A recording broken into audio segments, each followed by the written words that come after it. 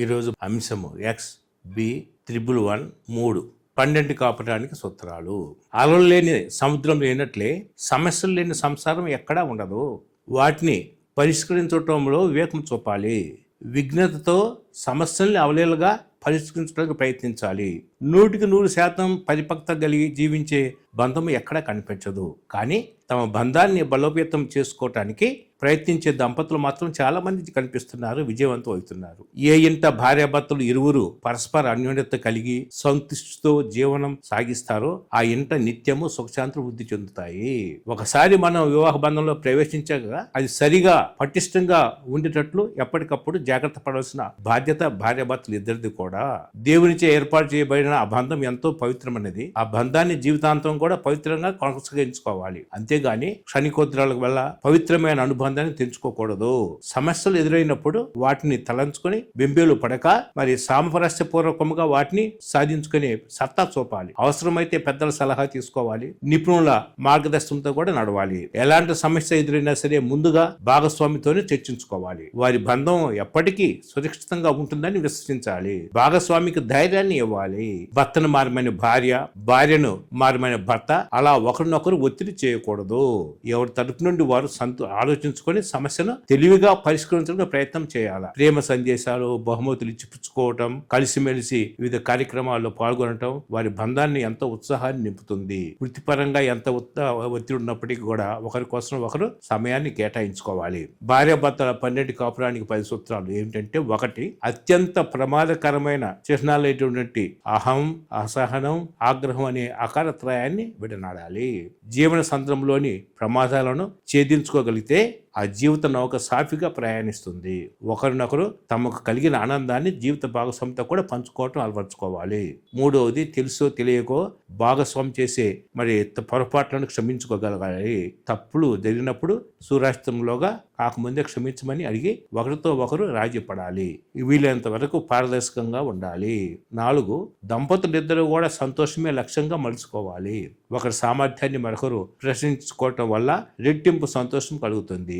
భార్యాభర్తలు ఇద్దరు ఒకరితో ఒకరు పాలు పంచుకోవటం, కృతజ్ఞతాభావం కలిగి జీవించడం అనేది కూడా వారి సంతృప్తిని, సంతోషాన్ని కలిగిస్తుంది. భాగస్వామికి ఆశ్చర్యాన్ని కలిగించే పనులు అప్పుడప్పుడు చేస్తుండటం వల్ల తమకెంతో ఓదార్పు లభిస్తుంది. తాము ఒంటరిదాన్ని కాదనే ధైర్యాన్ని కూడా ఇస్తుంది. పట్టు వీడితేనే పరమానందము. 7 భర్త తన కుటుంబ సభ్యులను ప్రేమించినట్లు, గౌరవించినట్లు శ్రీమతి కుటుంబాన్ని కూడా ప్రేమించడం, గౌరవించడం వల్ల ఆమెకు ఎంతో తృప్తిని కలిగిస్తుంది. మరి ఆమె కూడా తన అత్తామామలను అధికంగా గౌరవిస్తూ వారితో సన్నిహితంగా ఉండటం వల్ల శ్రీవారికి గర్వకారణంగా, ఆనందకరంగా ఉంటుంది. 8 జీవిత భాగస్వామికి బాగా నచ్చిన విషయాలు ఏంటో తెలుసుకొని వాటిని చేయాలి. 9 ఒక మంచి భర్త చేటువాడిగా, ఒక మంచి భార్య మరి గుడ్డిదానిగా జీవించాలని ఒక సామెత ఉన్నది. అంటే అప్పుడు అనవసరమైన విషయాలు వారికి కనపడవు, వినపడవు, వారు హాయిగా జీవించగలుగుతారు. 10 భార్యాభర్తలు ఒకరికొకరు ప్రార్థించుకోవటం మానవద్దు. అన్నిటికన్నా చాలా ముఖ్యం. ఇది దేవునికి ఎంతో ఇష్టమైన కార్యము. భార్యాభర్తలు ఇద్దరు కూడా కలిసిమెలిసి ప్రార్థించుకోవచ్చు. దేవుని యందు నమ్మకంగా, విశ్వాసంగా కలిగి ప్రేమతో సహజీవనం చేస్తుంటే వారి జీవితం ఏమైతుంది? 3 పుష్పాలు 6 కాయలుగా ఫలభరితమై ఆ గృహము శోభాయమానంగా ఉంటుంది.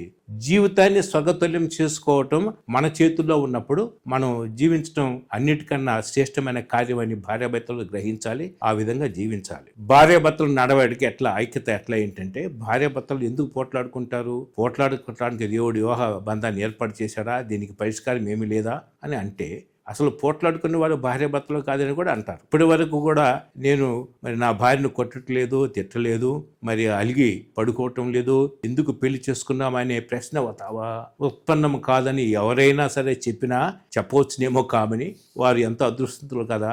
కానీ ఇది నిజ జీవితంలో అసాధ్యం కూడా. వివాహ విషయమై దేవుని సంకల్పాన్ని పూర్తిగా గ్రహించి భార్యాభర్తలు వారి వైవాహిక జీవితాన్ని దృఢపరుచుకొని ఆనందదాయకంగా కొనసాగుతూ దేవునికి మహిమకరంగాను జీవించాలి అని తీర్మానించుకోవాలా. మరి వివాహం అంటే ఈరోజు దాన్ని ఆ నిర్వచనే మారిపోయింది. ఒకసారి ఒక అతను, మరి ఏం బాబు ఈరోజు చాలా సంతోషంగా కనపడుతున్నావు అని అడిగాడంటే పెద్ద మనిషి. అందుకు వివాహితుడు ఏమన్నాడంటే, ఏమి లేదన్నా ఉదయాన్నే మా ఆవిడని ఊరికి పంపించానని సమాధానం ఇచ్చాడంట. అతని యొక్క సంతోషాన్ని చూసి మనందరం కూడా ఆశ్చర్యపోవాల్సిన విషయమే. ఇంకొకరు అన్నారంట, ఒక యువకుడు వచ్చి డాక్టర్ గారి దగ్గరికి వచ్చి, డాక్టర్ గారు నేను ఎక్కువ కాలం బతకడానికి ఏదైనా మంచి మందు ఉంటే ఇవ్వండి అని అడిగాడట. అప్పుడు డాక్టర్ గారు, బాబు నీకు వివాహం అయిందా అని అడిగాడట. అందుకు ఆ యువకుడు కాలేదండి అని చెప్పాడంట. అప్పుడు డాక్టర్ గారు సలహాలు ఏమి ఇచ్చాడంటే, వెళ్ళి వివాహం చేసుకోమని చెప్పాడు. ఎందుకంటే ఎక్కువ కాలం బ్రతకాలని ఆశ చచ్చిపోతుందని చెప్పాడు. అది అంతేకాకుండా ఈ రోజుల్లో మరి దంపతులను అడిగినట్లయితే వివాహం యొక్క నిర్వచనం చెప్పమంటే ఏం చెబుతారు? నూరేళ్ల పంట కాదు, నూరేళ్ల తంట అని అంటారు. నూరేళ్ల వంట అని కూడా వద్ద దంపతులు జవాబు చెప్తుంటారు. మరి ఈ విధంగా మరి వివాహాన్ని గురించి చాలా గమ్మత్తు విషయాలుగా చెప్తుంటారు. కానీ వివాహం ఒకతను అన్నాడంటే, వివాహం చేసుకోకుండా ఉంటే మంచిది, మరి ఉన్నప్పుడు సంతోషంగా ఉన్నాను, దేవుడు ఆదాము చేసి ఊరుకుంటే బాగుండేది, ఏమని చేసి పెద్ద పొరపాటు చేశాడు అన్నాడంట. కానీ దేవుడు ఎటువంటి పొరపాటు లేదు, మరి తోడినట్టుగా మరి స్త్రీ పురుషులు సృష్టించాడు. వైవాహిక జీవితం అనేది ఏవపారి ఆనందము. కొంతమంది మరి ఏమంటారంటే, వైవాహిక జీవితాన్ని బైబిల్ భాషలో కొత్తలో వివాహం చేసుకున్న కొత్తలో పరమగీతం ఆనందంగా ఉంటుంది, కొద్ది రోజులకి విలాపాలుగా మాట్లాడుతుంటారు, మరి కొన్ని రోజులకి వేదాంతిగా మారుతారని చెప్తారు. కానీ నిజంగా చూసినట్లయితే మరి వివాహం అనేది ఏవపారి ఆనందము అని బైబిల్లో కూడా స్పష్టంగా చెప్పడం జరిగింది. అందువల్ల వివాహం అనేది ఏవపారి ఆనందం అని గ్రహించి దంపతులు జీవించాలి. వివాహం అనేది పరిపూర్ణమైన దేవుని ప్రణాళిక. వివాహ వ్యవస్థ దేవుడు ఏర్పరిచాడు కనుక అది దేవుని పద్ధతిలో నడవాలి. మరి మనుషుడు దేవుడు ఏర్పరిచిన వ్యవస్థను తనకి ఇష్టం వచ్చినట్టు నడిపిస్తే ఆనందంగా ఉంటుంది. ఉదాహరణకి మనం ఏదైనా ఒక వస్తువు కొంటే ఎలా ఉపయోగించుకోవాలో తెలియజేయడానికి ఒక పుస్తకం అనేవారు ఆ కంపెనీ వాళ్ళు ఇస్తారు. దాన్ని చదివి దాని ప్రకారం ఆ వస్తువుని కనుక ఉపయోగిస్తే మరి చాలా కాలం ఉంటుంది, పాడుపోకుండా కూడా ఉంటుంది. అదేవిధంగా బైబిల్లో మన జీవితానికి ఒక గైడ్ లాంటిది. అందులో మానవ జీవితానికి కావాల్సినటువంటి మార్గదర్శకాలు ఉన్నవి. అందులో విషయాలు గ్రహించి దాని ప్రకారంగా జీవించినట్లయితే అన్వయించుకుంటే ప్రతి సమస్య కూడా పరిష్కారం ఉంటుంది. ముగింపుగా మరి మనం ఏం చెప్పొచ్చు? మన ఆశీర్వాదానికి వారసులుగా పిలువబడ్డాము. అజ్ఞాన క్రియల చేత కుటుంబాలు పాడు చేసుకోకుండా, కీడుకు ప్రతి కీడు చేసుకోకుండా దేవుని యందు భయభక్తులు కలిగి ఆజ్ఞలు గాయకొని జ్ఞానముతో మన కుటుంబాన్ని మరి కట్టుకుందాము. సమృద్ధి అయిన జీవితాన్ని కుటుంబంతో కలిసి మనం జీవించాలి. హ్యాపీ మ్యారేజ్, సంతోషకరమైన వివాహము. ఆరోగ్యకరమైన దాంపత్యంలో దైవిక లక్షణాలు ఉండాలా. 1, దంపతులు పొట్లాటలో భాగస్వామి తల్లిదండ్రుల గురించి బంధుమిత్రుల ప్రస్తావన తేవద్దు, అప్పుడు సమస్య పెద్దదవుతుంది. 2, మరి నిజమైనటువంటి సమస్య అత్తాకోడల సమస్య. మరి అత్తాకోడళ్ళు గారు వైరులు కాదు, ఎవరి స్థానం వారిది, మార్చుటకు వీలు లేదు కనుక ఇద్దరు కూడా గ్రహించి గృహంలో శాంతి నెలకొల్పాలి. కోడలు అత్తకి విరోధి కాదు, పోటీ కూడా కాదు. 3వది, సంసారానికి కావాల్సింది ఏంటంటే పెద్ద పెద్ద డిగ్రీలు, పెద్ద తెలివితేటలు కాదు, కానీ ఓర్పు, నేర్పు, ప్రేమతత్వముతో అన్నింటినీ కూడా సాధించుకోవచ్చు. అంతేకాకుండా ఇంకొక విషయం, నీ కుటుంబ విషయాలను బజారుకి ఇచ్చవద్దు, ఇతరుల వద్ద పంచాయతీ పెట్టవద్దు. కారణం ఏమిటంటే చెడు వార్తలు వేగంగా వ్యాపిస్తాయి, గృహమూలాన్ని కూడా కూలుస్తాయి. అంతేకాకుండా కోడలికి మరి ఎక్కువ ప్రాధాన్యత ఇవ్వాలి. 5వది, తీయటి నోరు మంచి మాటలు ఏం చేస్తాయంట, ఏనుగును కూడా బయటకు లాగుతాయంట. అందువల్ల మరి మంచి మాటలు సంభాషణగా ఉండాలి భార్య భర్తల మధ్య. మరి అంతేగా సంఘంలో కూడా మరి కుటుంబంలో కూడా మంచి మాటలకు మాట్లాడుకోవాలా. ఈ లోకంలో అన్ని రకాల వ్యక్తులు ఉన్నట్లు నేడు అనేక రకాల పలు విధమైన కోడళ్ళు ఉన్నారు, అత్తలు ఉన్నారు, అల్లుళ్ళు కూడా ఉన్నారు. నీ శక్తి కొలతకి నీ పాత్రను పోషించు, మిగిలినవన్నీ కూడా దేవునికి వదిలేయాలా. ఇక 6వది, సామాన్య కుటుంబాలు సాదాసీదా గృహంలోని వారు ధనికులు పెద్ద పెద్ద భవనంలోని వారి కన్నా కూడా చాలా సంతోషంగా ఉంటారు. 7వది, చాడీలు నిష్ఠురాలు చిన్న విషయాలు ఏం చేస్తాయి, పెద్దగా చేస్తాయి. అందువల్ల జాగ్రత్త వహించాలా. అందరూ కూడా ఒకే గూడి కింద నివసించాల్సిన వారిని గుర్తెరిగి జీవించాలా. పరిష్కారాల వైపు దృష్టి పెట్టాలా. ఏ పరిస్థితి కూడా ఏ విషయం కూడా మార్చలేనిది కాదు, అన్ని కూడా మన చేతుల్లోనే ఉన్నవి. 8వది, జీవితం అనేది పాలపొంపు కాదు, వైవాహిక జీవితం అనేది సంక్లిష్టమైనది, రంగుల వలయము. దాంపత్య విజయం నాకు కష్టపడాలా, శ్రమించాలా. దానికి ఓర్పు, నేర్పు, పరిపక్వత చాలా అవసరము. దృఢ సంకల్పంతో అత్తమామల్లోని మంచిని కూడా చూడగలగాల. మరి అంతేకాకుండా కోడలు ముఖ్యంగా కత్తి మీద సాము వంటిది అయినప్పటికీ కూడా ఓర్పు, నేర్పు, మెరుగుతో సాధించాలా. 9వది, పోటీ తత్వముతో ఎదురించడం పనికిరాదు, ఒండురుడు కూడా గౌరవించుకోవాలా. 10వది, దంపతులు పోట్లాటల్లో తగాదల్లో ఇద్దరు భాగస్తులే, ఇద్దరి పాత్ర ఉంటుంది, ఇద్దరు తప్పుడు కూడా ఉంటాయి. స్వీయ పరిశీలన చాలా అవసరము, సరైన దృక్పథంతో అవలంబించుకోవాలా.